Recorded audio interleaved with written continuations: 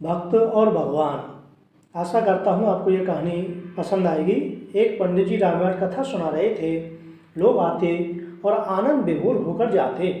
पंडित जी का नियम था, रोज कथा शुरू करने से पहले आइए हनुमंत जी विराजिए कहकर हनुमान जी का आह्वान करते थे। फिर 1 घंटा प्रवचन करते थे। वकील साहब हर रोज कथा सुनने आते। वकील साहब के भक्ति भाव पर एक दिन तर्कशीलता हावी हो गई। उन्हें लगा कि महाराज रोज आइए हनुमान जी विराजिए कहते हैं, तो क्या हनुमान जी सच में आते होंगे। अतः वकील साहब ने पंडित जी से पूछ ही डाला कि महाराज, आप रामायण की कथा बहुत अच्छी सुनाते हैं, हमें बड़ा रस आता है, परंतु आप जो गद्दी प्रतिदिन हनुमान जी को देते हैं उस पर क्या हनुमान जी सचमुच विराजते हैं। पंडित जी ने कहा, हाँ, यह मेरा व्यक्तिगत विश्वास है कि राम कथा हो रही हो तो हनुमान जी अवश्य पधारते हैं। वकील ने कहा, महाराज, ऐसे बात नहीं बनेगी। हनुमान जी यहाँ आते हैं, इसका कोई सबूत दीजिए। आपको साबित करना होगा कि हनुमान जी आपकी कथा सुनने आते हैं। महाराज जी ने बहुत समझाया कि भैया, आस्था को किसी सबूत की कसौटी पर नहीं कसना चाहिए। यह तो भक्त और भगवान के बीच का प्रेम रस है, व्यक्तिगत श्रद्धा का विषय है। आप कहो तो मैं प्रवचन करना बंद कर दूं या आप कथा में आना छोड़ दो। लेकिन वकील नहीं माना। वो कहता ही रहा कि आप कई दिनों से दावा करते आ रहे हैं, यह बात और स्थानों पर भी कहते होंगे।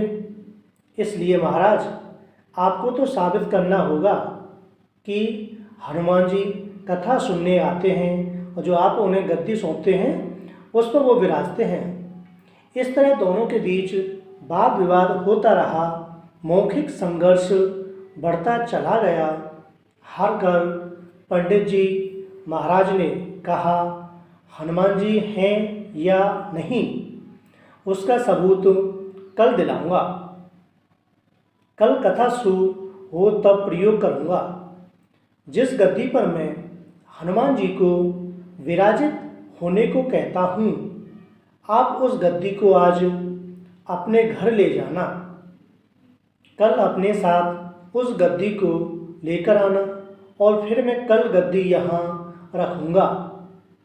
मैं कथा से पहले हनुमान जी को बुलाऊंगा। फिर आप गद्दी ऊंची उठाना। यदि आपने गद्दी ऊंची कर दी तो समझना कि हनुमान जी नहीं हैं, मैं झूठ बोलता हूँ। वकील इस कसौटी के लिए तैयार हो गए। पंडित जी ने कहा कि हम दोनों में से जो पराजित होगा वह क्या करेगा, इसका निर्णय भी कर लें। यह तो सत्य की परीक्षा है। वकील ने कहा, मैं गद्दी ऊंची ना कर सका तो वकालत छोड़कर आपसे दीक्षा ले लूँगा और मैं सन्यासी हो जाऊँगा, ऐसा वकील ने अपनी ओर से कहा। आप पराजित हो गए तो क्या करोगे।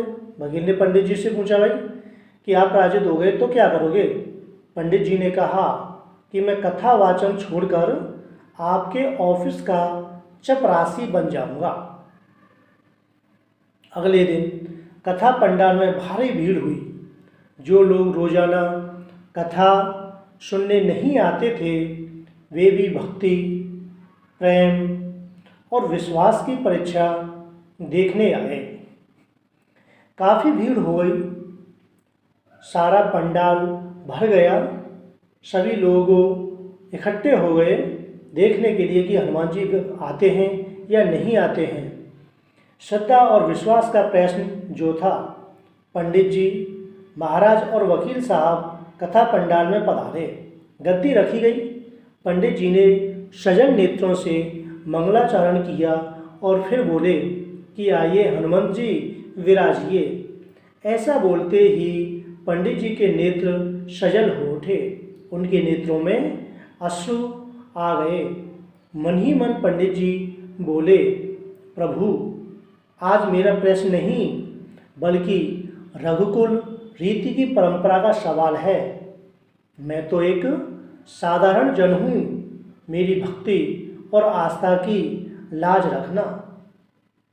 फिर वकील साहब को निमंत्रण दिया गया, आइए गद्दी ऊंची कीजिए। लोगों की आंखें जम गईं। वकील साहब खड़े हुए। उन्होंने गद्दी उठाने के लिए हाथ बढ़ाया, पर गद्दी को स्पर्श भी ना कर सके। जो भी कारण रहा, उन्होंने 3 बार हाथ बढ़ाया, किंतु तीनों बार असफल रहे। पंडित जी देख रहे थे कि गद्दी को पकड़ना तो दूर, वकील साहब गद्दी को छू भी ना सके। तीनों बार वकील साहब पसीने से तरबतर हो गए। वकील साहब पंडित जी महाराज के चरणों में गिर पड़े और बोले, महाराज, गद्दी उठाना तो दूर, मुझे नहीं मालूम कि क्यों मेरा हाथ भी गद्दी तक नहीं पहुंच पा रहा है, अतः मैं अपनी हार स्वीकार करता हूं। कहते हैं कि श्रद्धा और भक्ति के साथ की गई आराधना में बहुत शक्ति होती है दोस्तों। मानो तो देव, नहीं तो पत्थर। प्रभु की मूर्ति तो पाषाण की होती है, लेकिन प्रभु के भाव से उसमें प्राण प्रतिष्ठा हो जाती है।